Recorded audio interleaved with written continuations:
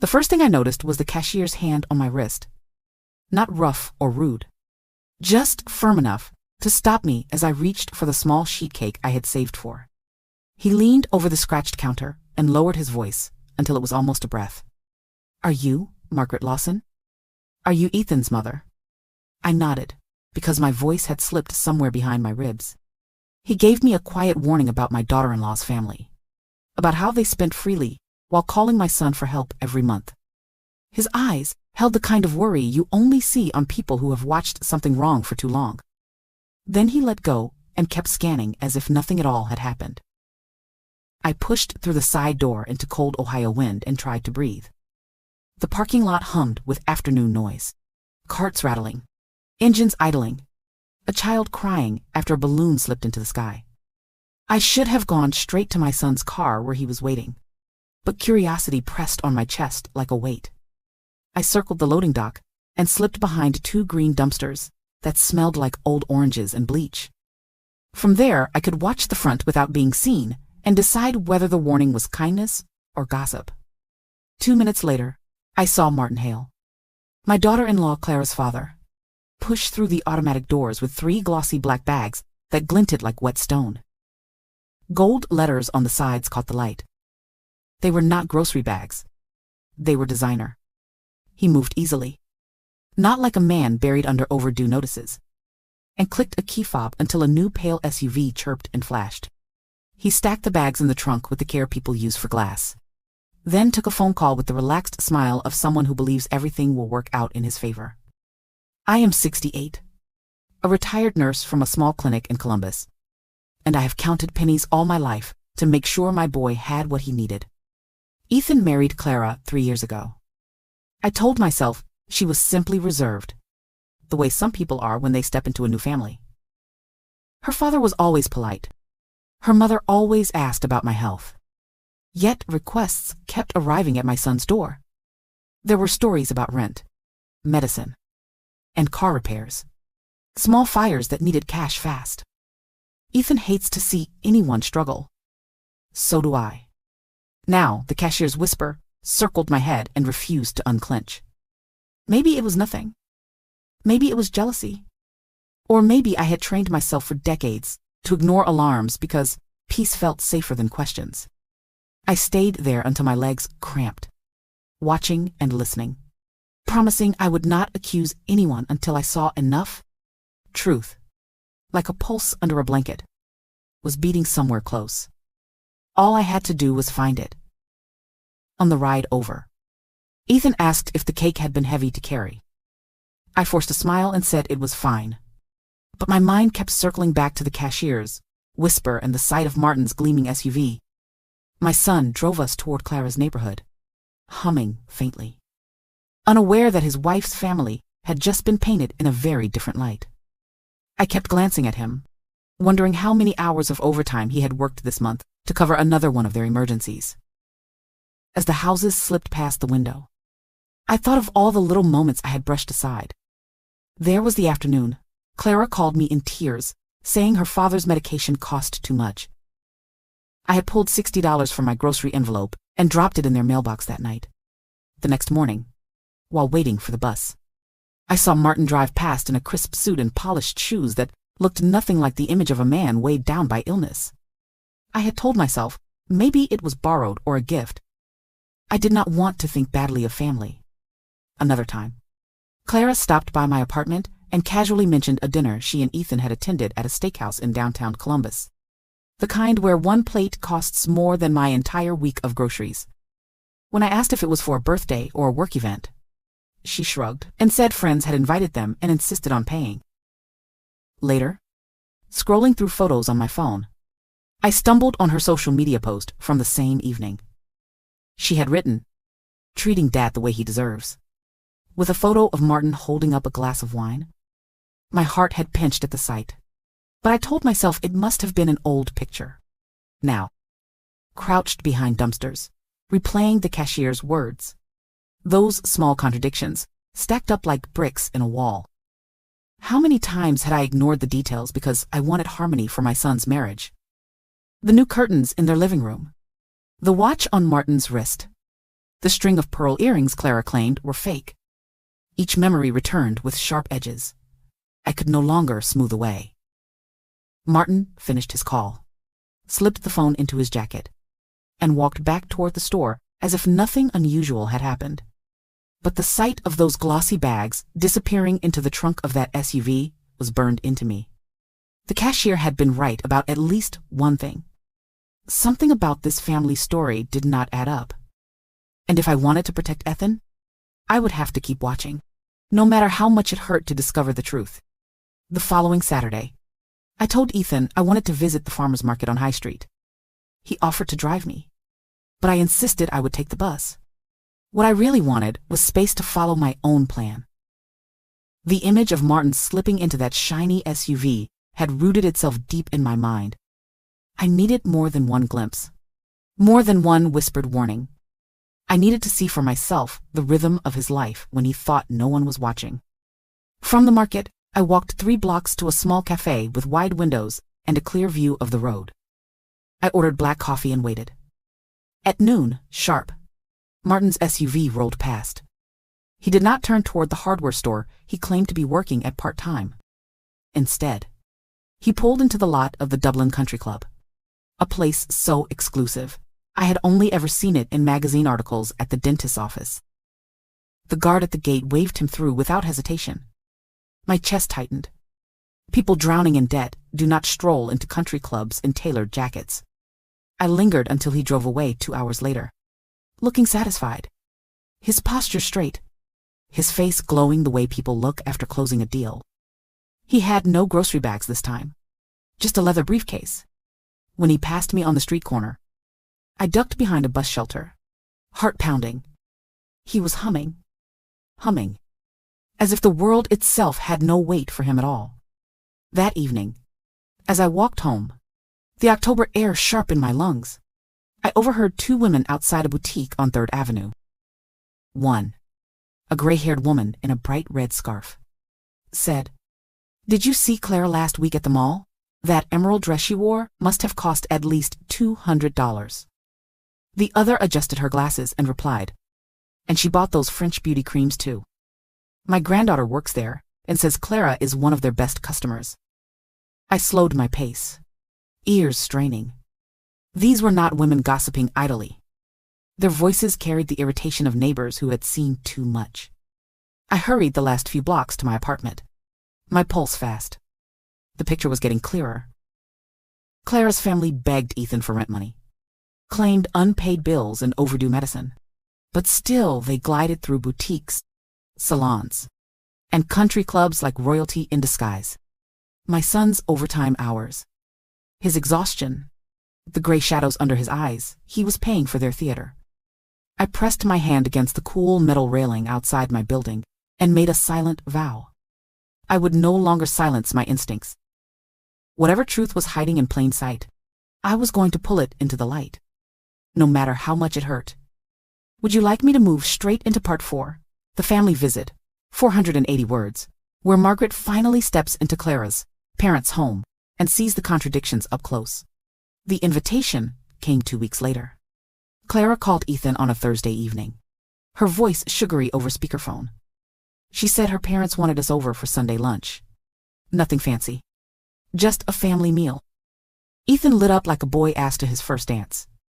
I forced a smile, though my stomach knotted. I had been gathering suspicions like dry twigs, and I knew this visit might be the spark that set them ablaze. On Sunday, Ethan drove us out of Columbus to a quiet neighborhood in Dublin. The lawns were manicured, leaves raked into perfect piles, porches swept clean. Hardly the setting of people who struggled to pay bills. Clara greeted us at the door in a silk blouse, the color of autumn leaves. She hugged me warmly, and the faint trace of expensive perfume clung to my coat. I had seen that bottle once in a store window. Its price was nearly half my grocery budget for the month. Inside, the house gleamed as though it had been staged for a magazine. The living room walls had fresh paint. The floors shone, and a brand new leather sofa sat where the old fabric one used to be. Crystal vases dotted the tables, filled with roses that looked too perfect to be store-bought. A massive flat-screen television dominated one wall. the kind I had only ever seen in appliance showrooms. I forced my lips into a polite smile, but inside every detail screamed contradiction. "Mom, doesn't it look wonderful?" Ethan whispered proudly, as if Clara's family's prosperity reflected on him. I nodded, too weary to argue. At the dining table, Martin poured us wine from a dark bottle with a gold-foiled label. I recognized it instantly. Just last week, I had seen the same bottle at a specialty store, $60 at least. "A gift from a friend," Martin said when I asked. His smile was smooth, practiced. Clara's mother, Diane, carried in platters of roasted lamb, saffron rice, and imported cheeses, all arranged like a feast from another world. "We found some incredible discounts," she explained when I raised an eyebrow. Discounts again. Always discounts. As the meal stretched on, I kept my hands folded in my lap, studying every detail. Clara's earrings caught the light pearls. Not fake, like she had once claimed. Her nails were manicured in a style that cost more than my weekly prescriptions. The conversation danced lightly around Ethan's job, his long hours, and the little apartment he and Clara shared. Each time he mentioned working overtime, Clara's eyes flickered, and her parents exchanged a glance so quick most would have missed it. But I saw. I always saw. Halfway through dessert, a neighbor dropped by with a bottle of champagne. He greeted Martin with the respect one shows to someone of influence, not desperation. My fork froze midway to my mouth. This was no struggling family, barely keeping the lights on. This was a family living well, living off the sweat of my son's back. When we left that afternoon, Ethan clasped my hand, beaming. "See, Mom, they're doing their best.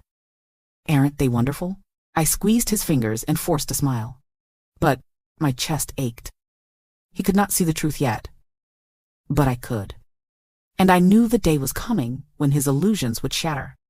3 nights after that Sunday lunch, I sat at my kitchen table counting out coins for my prescriptions when my phone buzzed.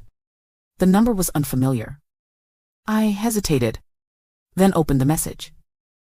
It was a photo of a grocery receipt dated just 2 days earlier. The total read $572.86.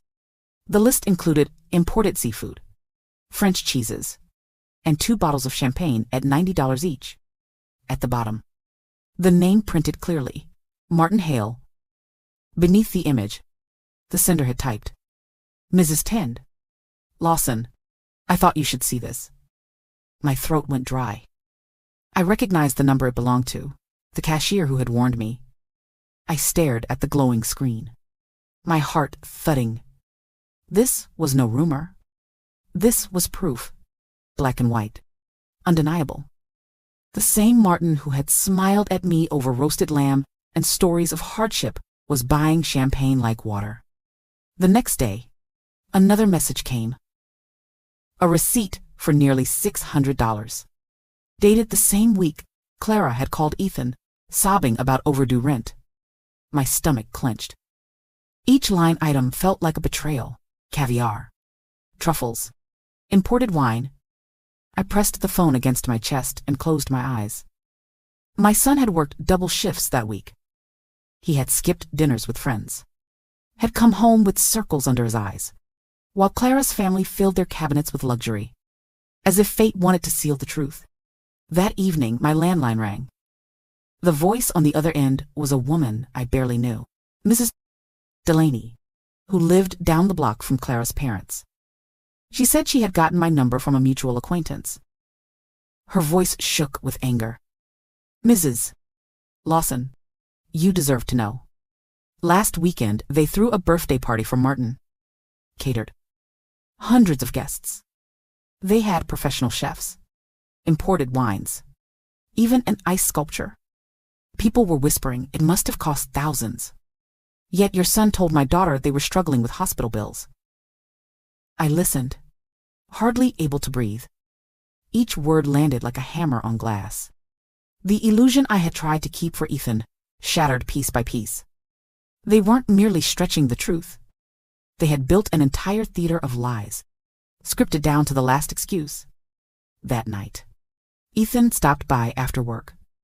He looked exhausted, shoulders heavy from the long hours.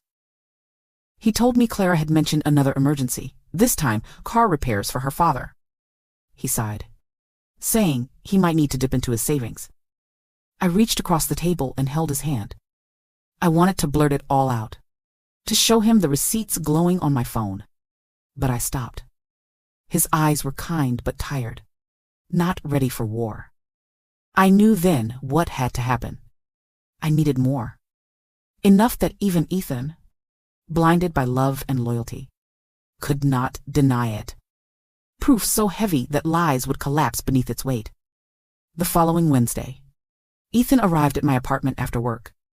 He looked worn, his tie crooked, his face pale from long hours. He sank into the chair across from me and rubbed his temples. Clara just called, he muttered. Her dad needs another procedure. Insurance won't cover it. They need $200 by Friday. I felt the air leave my chest. The words were nearly identical to what Clara had used the last time. My hands trembled as I reached for my phone.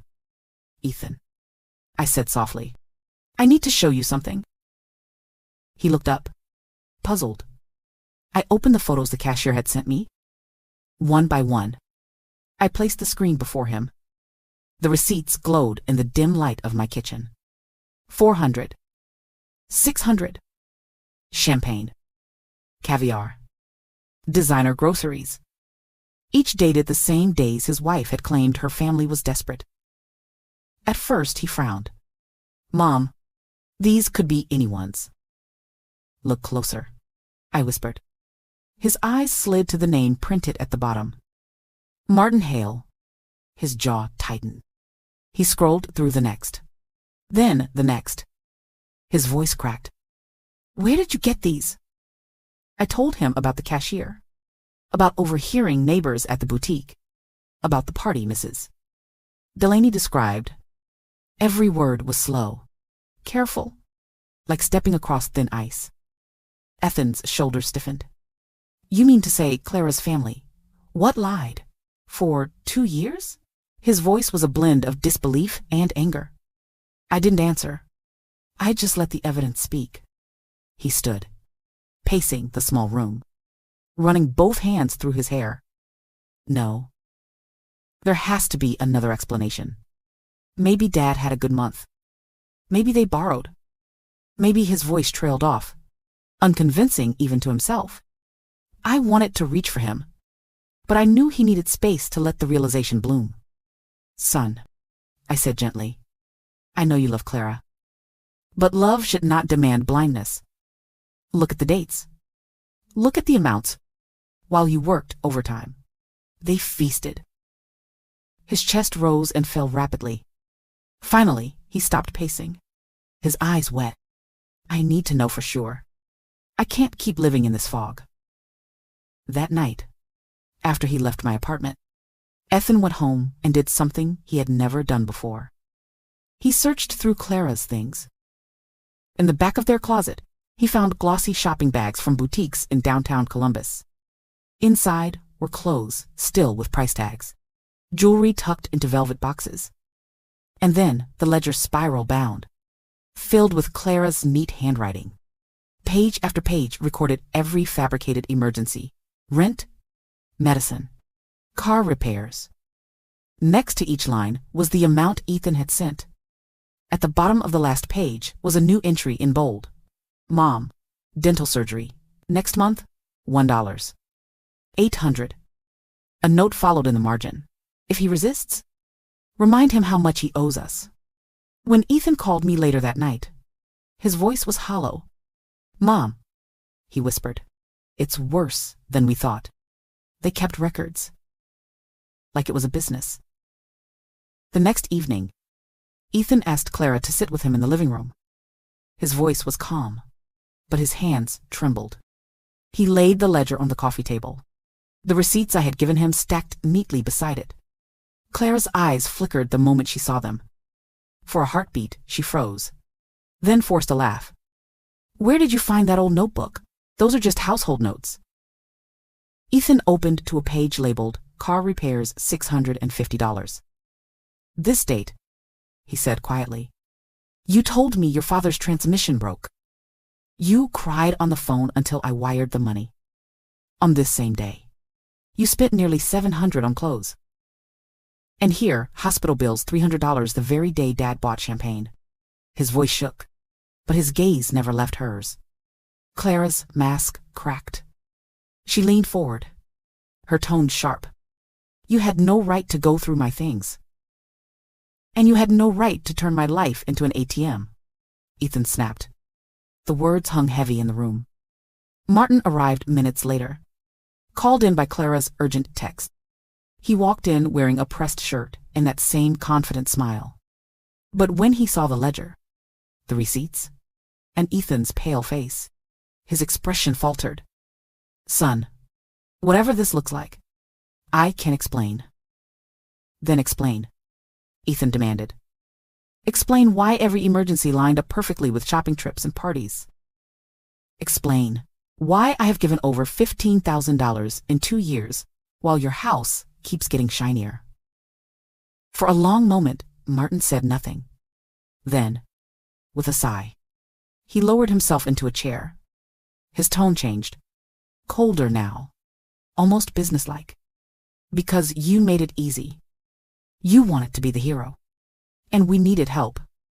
It was never personal, just practical. Clara's head whipped toward him. Dad, stop. But Ethan had heard enough. Not personal, he repeated, his voice breaking. I gave up nights of sleep, worked overtime, skipped vacations, because I thought you were drowning. I thought I was saving my family. Clara's veneer finally shattered. Fine, she spat, tears streaking her mascara. Yes, we lied. We knew you'd always say yes. My father told me from the start, you were perfect, because you can't say no. You believed every word. And we lived better for it. Why should I apologize for being smarter than you? Ethan felt the ground shift beneath him. The woman he had married, the family he had trusted, had never seen him as a partner or a son-in-law, only as a vein to tap, again and again, until nothing was left. He stood, his voice firm, though his heart was breaking. This marriage is over. I will not live as your victim one more day. That night, Ethan packed a single duffel bag and left his apartment. Clara followed him to the door, her sobs loud enough to rattle the neighbors' walls. But her words were poisoned with fury. You will regret this. Ethan, you'll never find someone who gives you what I do. He paused only long enough to answer. I already regret ever believing you. Then he walked out into the cold Ohio night, the ledger still under his arm like a piece of evidence too heavy to drop.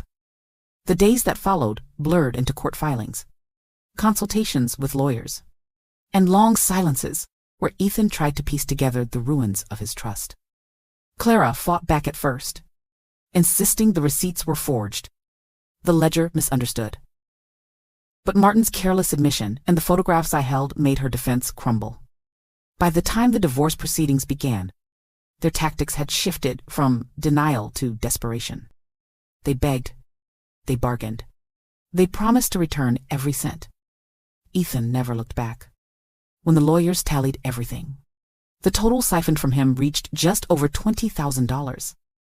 That number felt like a blade twisting in his chest. It represented months of lost sleep, years of overtime, and countless sacrifices he could never reclaim. Yet, as painful as the sum was, the real wound was knowing his kindness had been calculated against him, transformed into someone else's luxury. Clara tried one last act. She arrived at my apartment unannounced one afternoon, wearing plain clothes and no makeup, her voice trembling as she pleaded. Adeline, please, talk to Ethan. Tell him not to hate me. I was desperate. I met her gaze, calm and steady. Desperation does not throw champagne parties. Clara, desperation does not wear silk and pearls while begging for rent money. You were not desperate. You were entitled. She left with no more tears. Only a cold glare that told me the mask had finally slipped. Ethan moved into a small apartment near his job. The walls were bare. The furniture simple.